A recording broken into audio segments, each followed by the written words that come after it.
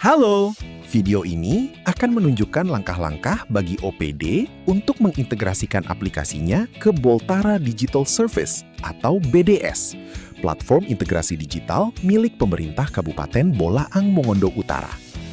Ada 5 tahap utama, mulai dari permintaan akun, pengajuan aplikasi, proses review, penerbitan credential sandbox, sampai go live ke production.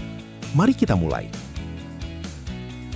Sebelum bisa masuk ke BDS Console, OPD perlu mengajukan permintaan akun admin ke Diskominfo. Ini dilakukan lewat surat resmi dengan melampirkan nama OPD, nama penanggung jawab, jabatan, nomor telepon, dan email resmi instansi. Perlu diingat, satu OPD hanya mendapat satu akun admin yang akan mewakili seluruh aplikasi milik OPD tersebut. Setelah permintaan diproses, Diskominfo akan langsung mengaktifkan akun tersebut. Tidak ada proses aktivasi tambahan dari sisi OPD. Kamu bisa langsung login.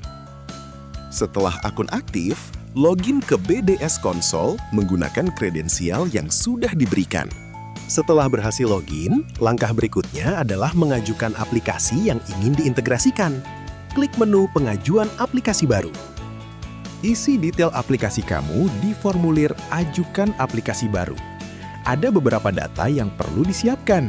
Nama aplikasi, deskripsi singkat tentang fungsi utama aplikasi dan alasan membutuhkan SSO, tipe aplikasi, web, mobile, atau API, segmen pengguna, apakah ASN saja atau termasuk publik, estimasi jumlah pengguna, serta redirect URI sandbox, yaitu URL di aplikasimu yang menerima authorization code dari SSO.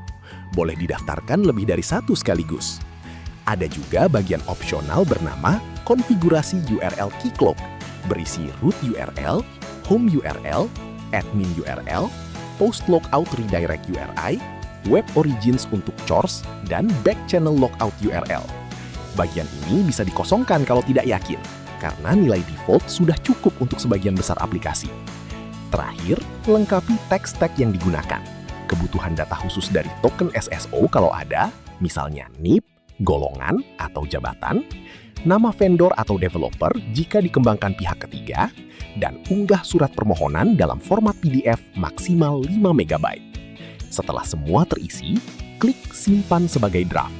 Pengajuan ini akan masuk ke antrean review Diskominfo. Setelah disimpan sebagai draft, kamu akan diarahkan ke halaman detail aplikasi, berisi ringkasan seluruh data yang tadi diinput. Cek kembali semua data yang ditampilkan. Kalau ada yang perlu diperbaiki, klik tombol edit untuk kembali ke formulir. Tapi kalau semua sudah sesuai, klik tombol kirim pengajuan. Setelah dikirim, status aplikasi akan berubah dari draft menjadi diajukan. Dan pengajuan ini akan masuk ke antrean review Diskominfo. Status pengajuan bisa langsung dipantau di dashboard. Alurnya ada 3 tahap. Diajukan, sedang direview, lalu disetujui.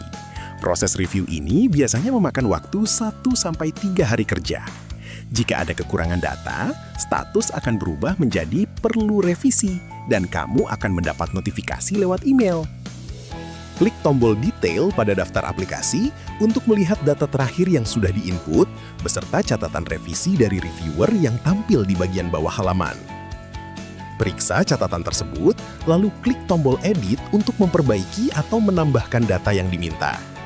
Setelah selesai diperbaiki, klik kembali tombol kirim pengajuan untuk mengirim ulang pengajuannya.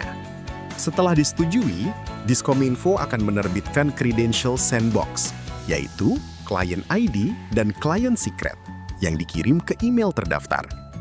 Credentials ini digunakan untuk proses development dan pengujian, bukan untuk aplikasi yang sudah live. Status aplikasi sekarang menjadi sandbox aktif. Di tahap ini, tim developer atau vendor OPD sudah bisa mulai mengintegrasikan SSO ke aplikasi menggunakan credentials tersebut di environment sandbox. Perlu diingat, di tahap sandbox ini, datanya adalah data uji, bukan data ASN yang sesungguhnya.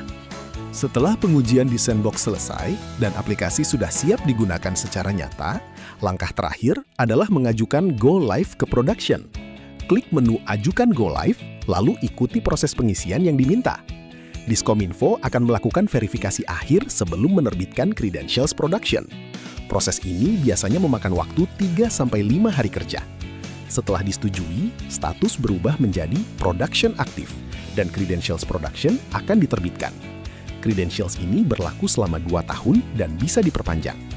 Setelah credentials didapat, baik sandbox maupun production, tim developer atau vendor OPD tinggal menghubungkan aplikasi ke sistem SSO BDS yang berbasis Keycloak.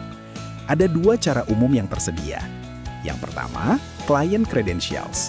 Dipakai kalau aplikasi butuh komunikasi antar sistem, tanpa keterlibatan login user secara langsung. Yang kedua, authorization code. Dipakai kalau aplikasi butuh user, dalam hal ini ASN, untuk login menggunakan akun SSO mereka. Detail teknis lengkap kedua metode ini, termasuk contoh kode dan keamanan credentials, sudah tersedia di dokumentasi resmi BDS Console. Video ini fokus di proses pendaftarannya dulu. Itulah alur lengkap integrasi aplikasi OPD ke BDS, dari pengajuan sampai go live. Kalau ada kendala, silakan hubungi Diskominfo Bolmut. Terima kasih, sampai jumpa di video berikutnya.